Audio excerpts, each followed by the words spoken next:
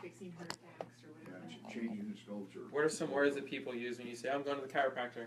Crack your back. Crack them bones. Yeah, crack the bones. Right? Okay, so this other doctor that we met as we were traveling around, she saw something. She said, oh, you guys are doctors. And we said, yeah, we're doctors. And she said, well, what kind? And we said, we're chiropractors. And she said, what do you guys, crack bones? And we said, oh, never heard that before. So we get really good at explaining chiropractic to people who think that it is 100% something that it's not. Okay? So with my maturity I'm able to handle these situations quite nice now. And I said, well, no, actually we don't crack bones. We specifically adjust newborn babies, infants, children, and even some adults too. And she looked at us kind of with a crooked face and was like, interesting. What do you mean? And I could tell that that was going to be her next question. What do you mean? And I said, well, we're actually not as much back doctors as we are nervous system doctors, because we detect interferences between the brain and the body to the brain, and our portal of entry is the spinal column. So when we make specific adjustments, we give people more life.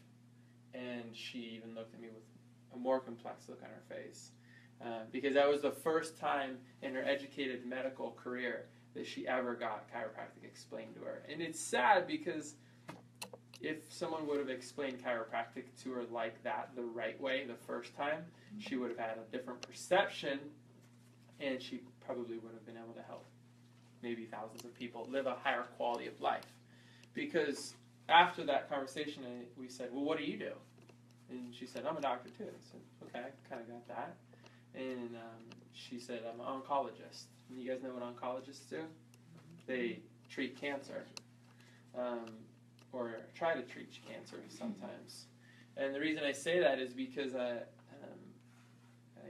said, so, okay, so you're pretty educated, highly educated. So in the past 10 or 15 years that you've been practicing, how have the advancements been for treating cancer? And with all the technology and all the treatments and all the fancy drugs, how's it been? And she said, well, one thing that we do know is that we're able to improve the quality of life of people.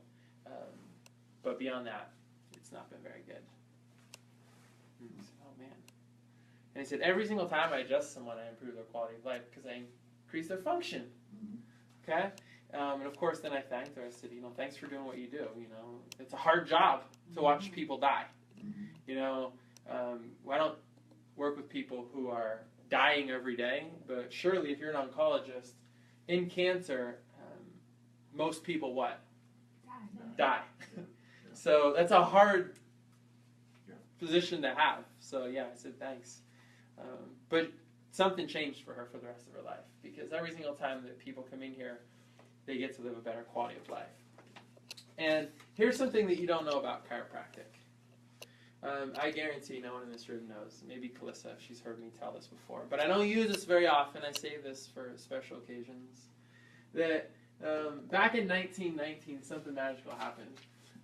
And the sleepy little town of Davenport, Iowa, I want to make sure I get the numbers right, which is why I'm looking at this. The sleepy little town of Davenport, Iowa, one year, 5,000 people came from all over the world to Davenport, Iowa, which is a little river town in Iowa. 5,000 people showed up in 1919, and by 1921, 8,000 people a year were showing up there. Now this is a farm town on the river, especially back then. especially back then. It still is a farm town. No, it's not. Not anymore. No, it's big now. It's big now. Back then it's probably. If you go 2 miles outside of town, you're in farm country. Yeah. Well, yeah, that's true. So something magical happened, and something crazy was going on. 5,000 people showed up one year, and then 2 years later, 1921, 8,000 people showed up. Okay? And what they were doing is these people were showing up to the chiropractic college there. It was the first chiropractic college in the world, and people were showing up for that. And you now know that for that many people to show up for anything, something has been going on. Big is going on, right? So something big was going on. And people were flocking to Davenport, Iowa to learn about chiropractic. And the next question is what was big that was going on? And the answer is that between 1919 and 1921, here's my numbers, 500 million people were infected with the flu virus. So the Great Flu of 1919. 500 million people worldwide were infected with the flu. That was, at the time, a third of the earth had this flu virus. Okay. Also, between the years of 1919 and 1921, 50 million people died worldwide from the flu. So we wiped out a huge percentage of the population. 675,000 Americans died in those 3 years from the flu. Yeah. So almost 750,000 people died. Now, that was a huge chunk of America back then. Yes. Okay? And the strange thing about this flu was that most people that it killed were between the ages of 20 and 50. So that's a huge chunk of the population that would regenerate and, have kids and raise families. Most flus affect what? Elderly and the young. This one wiped out middle-aged, strong people. Wow. Okay? So something that people don't know. This flu was the estimate. This is an article taken from the newspaper. The estimate for the world in the past 12 weeks. So in 12 weeks, 6 million people died in the world. That's how fast this is wiping people out. Recalls of the Black Death, right? This flu at the time was 5 times deadlier than the World War. Yeah. It was just destroying the population of the world. Okay? Now, during that time, people were showing up in Davenport, Iowa. It's the only place in the world that people were showing up for it. And the reason is because in Davenport, Iowa, people were learning about chiropractic. And here's why people were going there. Because in Davenport, Iowa, there was a study that was done during the flu. 50 medical doctors treated 5,000 cases of the flu. 50 medical doctors treated 5,000 cases of the flu, and 274 people died. Okay? In Davenport, Iowa, at the same time, chiropractors were treating people with the flu, and they had 1 death. 1 person died under chiropractic supervision and chiropractic treatment who had come there for flu treatment. 1 person died. Chiropractors treated 1,635 people of the flu. They lost 1 person. That's pretty good. Yeah. Okay? That news spread like wildfire around the country and around the world, and everyone was introduced to chiropractic for the first time ever. And these people weren't going to the chiropractor because their back hurt or because they had headaches. They were going to the chiropractor because they felt like if they didn't, they were going to die. Because the statistics proved that even if you got medical care, there was still a good percentage that you weren't going to make it. Chiropractors lost 1 patient, right? That means for every 10,000 people treated medically, they would have lost 925 people. And for every 10,000 people treated by chiropractors, they would have only lost 25 people. Those are the statistics tell us. Okay? So you had a much greater chance of losing your life if you had the flu and were treated with a medical doctor than if you went to a chiropractor. Now, who's taught you to go to the chiropractor for anything except neck and back pain and headaches? And you guys know, because nobody. And I'm telling you that history tells us that there's no better place to be to get care for your body and your spine and your immune system than a chiropractor's office. That just blows my mind. It completely transformed my life when I learned that. Okay? I wonder why that is. Pretty crazy. I mean, I know exactly why it is. Huh? I know exactly why it is. Why? And I'll tell you why. It's because in the 50s and 60s, something really, after the Great Depression came, we needed workers. And the wars were over, we needed workers. And we needed incentives. We needed to incentivize people to come work for me, don't work for the guy down the road. So my mill is better because I will give you something called health insurance. And we'll take care of you and your family in case something catastrophic happens. And I'm looking at that going, well, he's going to give me money to help with my family's health if I break my leg. And this guy's not. Guess where I'm going? I'm going over here. Exactly. Health insurance. What happened was that health insurance was designed to be something like your car insurance. Like if you blow an axle, then, or if someone crashes into you, we'll help pay for repairs of your car, but never designed to treat your oil or change your oil or give you new tires. That was what health insurance was designed for, but then Big Pharma came around, and then Big Pharma started sleeping in bed with the healthcare insurance companies, and now we've got this healthcare model that really has kind of derailed. Yeah. Chiropractors come into the story as being the leaders in treating back pain. And the insurance companies said, hey, you guys want to come over? Come on over. We'll supplement some of that by, you guys can have your low back pain over here because, let's face it, research tells us that we're the best. So we went in. And when we went in, the whole story changed from saving lives to now, if your back hurts, go to a chiropractor. And it completely destroyed the future of chiropractic. And unfortunately, it completely destroyed the opportunity for people to have life-saving intervention through chiropractic. And it's not fair, but it's just what happened. Sorry, I can talk about that for 6 hours. Sure. So the flu was a pretty devastating thing worldwide. So, let's move this out. What did I do with this? Yeah, everyone look at this right here. Everyone look at this. You guys can share. So, when you look at this, what's the first thing that goes through your head? Super easy or kind of confusing? A little confused. Where do I start? Yeah. Okay? It's not important that you understand this whole chart, because the honest truth is that most doctors don't understand this whole chart. So if you can understand a fraction of this chart, you're going to be light years ahead of your medical doctor. It's true. Yeah. Because this isn't what they specialize in. And I don't mean that negatively. A lot of chiropractors, this is challenging stuff. This is designed for you to look at it and know, when I get adjusted, this is what's happening to my body. Okay?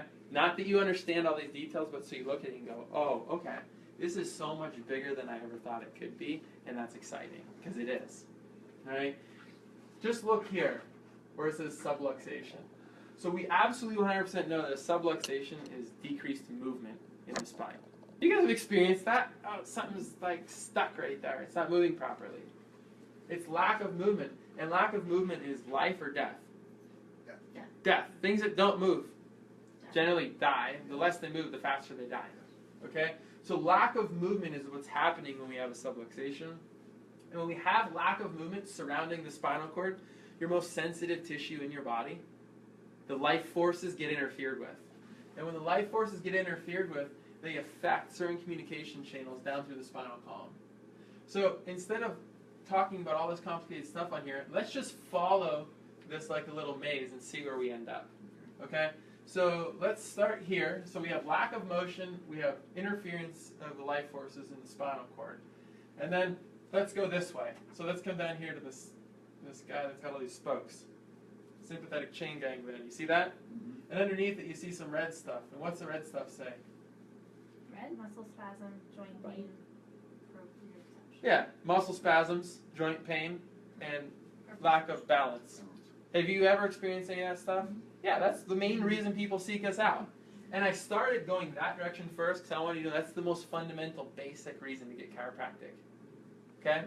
If we go the different direction, if we go up, now we start entering all the sweet stuff. This is the stuff that keeps people like me and Dr. Ashley up at night. This is basic. This is fundamental. We know that if you get adjusted and you get more motion, you're going to feel better. But what about everything else that's happening? What about all the other opportunities that we're missing out on saving lives with? Let's come up to the cerebellum, and then you can see the red posture, coordination, and balance. But let's start going over. And as we start going over, just keep going over and start reading some of those red things out loud. Terrible sleeping, fatigue, conscious thought. Good. Conscious thought, that's crazy. To think an adjustment will stimulate your conscious being was pretty amazing to me. Now let's keep going over and let's come down. Let's get down into over here on this stuff. Top, left, middle, Middle left. Behavior, development, memory, fatigue, weight gain, infertility. Weight gain. Weight gain. Weight gain. Science, let's just stop right there. Okay. That's a good example. Weight gain. Science tells us, actually Harvard University tells us, that it is impossible to have any chronic disease and not increase stress hormones. Every single chronic disease has increased stress hormones. And when your stress hormones increase, they mess with your metabolism and they give you weight gain. Always. Okay? For a whole bunch of complicated reasons, come to my stress talk, we'll talk about that.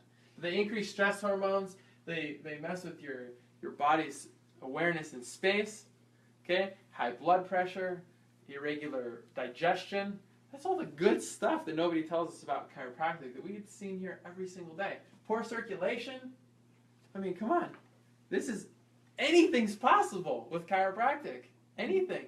And to sell us short, or to sell your chiropractic adjustments short on anything less than perfection, striving for perfection is robbing you of what your body needs the most.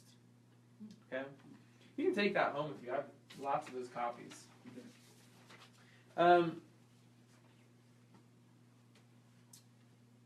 Here we go. This is what I want to tell you. Is that there was a study done in 2000. Okay? And this study was determining brain activity and how much brain activity was actually conscious thought. Because surely there's a heck of a lot going on in your life that you're not aware of. Right? Like your stress hormones being released.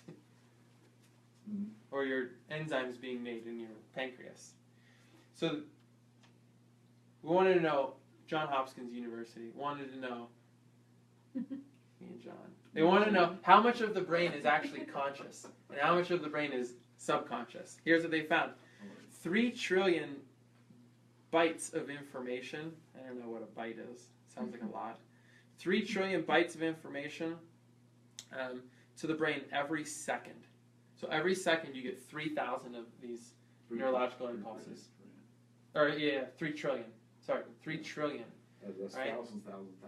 It's a lot. Yes. Okay. That is a lot. 3 trillion bytes of information to the brain every second.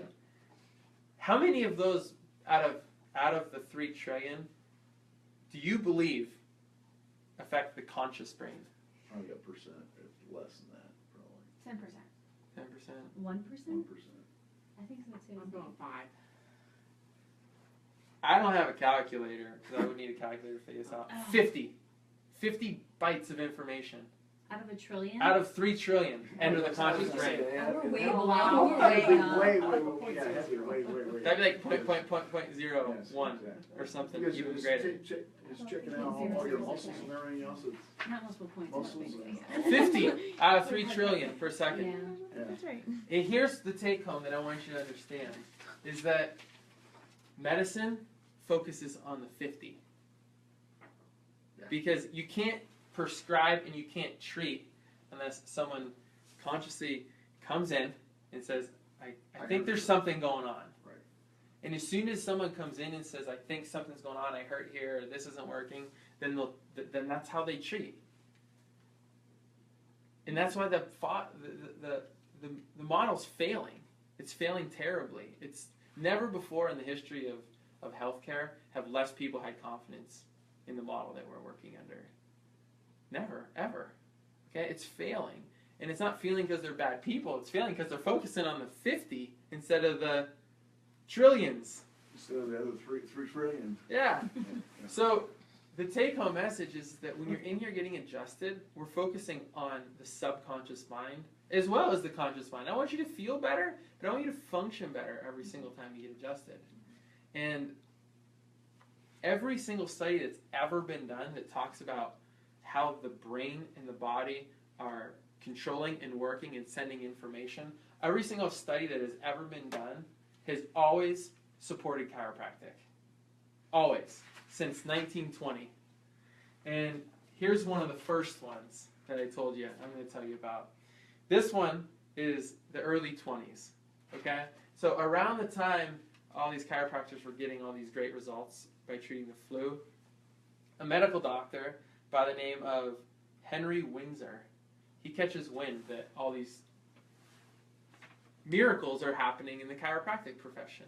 And he was commissioned to go down to Davenport, Iowa, and figure out if this was really happening or if what they were doing was just complete quackery. So I'm going to figure this out. And right now, we already think that these chiropractors are full of you know what. So I'm going to go down there, and I'm going to figure out if anything that they're saying is valid. Because at this point, you know, we got to try and disprove this, if this is something that's going on. So Windsor catches wind of this, and he goes down to Davenport, he investigates what's going on, and he gets granted permission to study 50 human cadavers. So he gets 50 dead bodies, okay? And he goes down and he learns about chiropractic, and he says, well, what they're saying kind of makes sense. You know, I spent some time talking to these great chiropractors. I need some cadavers. I need to investigate and see if what they're saying is real. So, okay, I give him a bunch of dead people. And he dissects and he operates on these 50 people.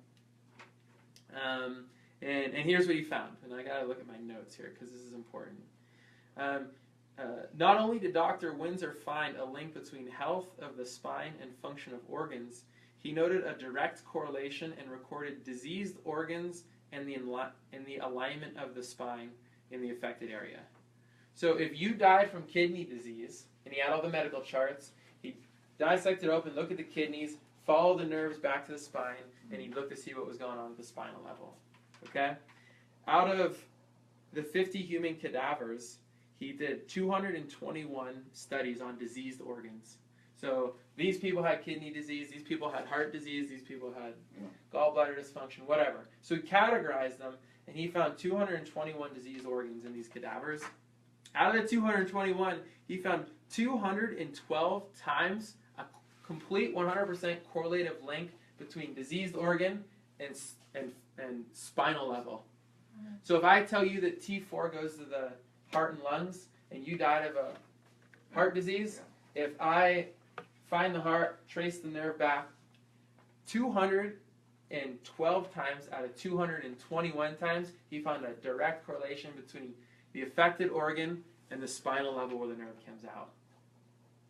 That's almost 100% of the time. That's about 95, Okay? 96%. Yeah. Furthermore, he says, what I found is that whenever there is a diseased organ, there is always generally degenerative changes at the spinal level of the nervous system that creates and gives function and life to that organ. All right? After evaluating the 9 organ problems with no apparent relationship to the spine, he then went back and he said, I think I was wrong because organs have different innervation sites. And he said, so I was following one pathway and looking for something, but then when I started following other nerves that fed that same organ, 100% of the time I could trace that organ and one of those nerves back to the spine. This happened in 1920.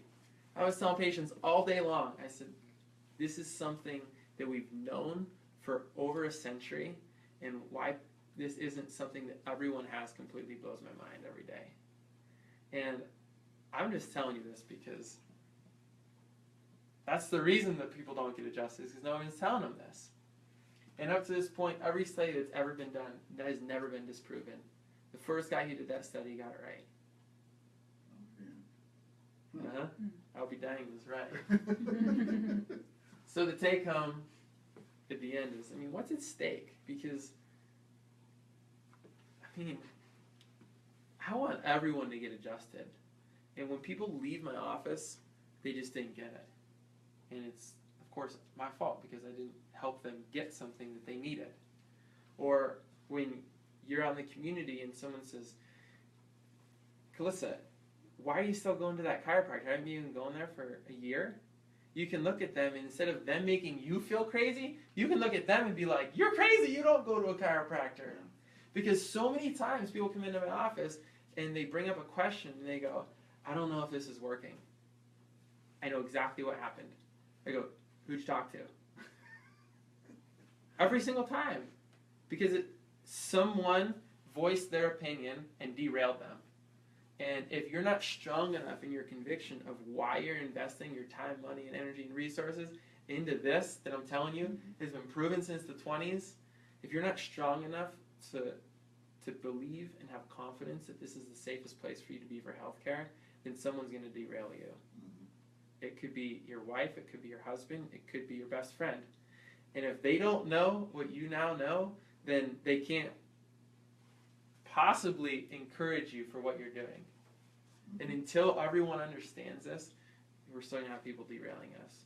And people are still going to come up to me. The most educated doctors are still going to come up to me and they're going to say, so what, you crack bones? It's like the most insulting thing you could say to someone who spent their whole life, you know, mastering this. Yes. Yeah. And I don't take it as an insult. I take it as we got a long way to go. It is somebody with ignorance. We got a long way to go. So to speak. So don't let yourself get derailed by someone who doesn't know what they're talking about. That's why these classes are so important. Exactly. Can't teach you this when you come in for an adjustment.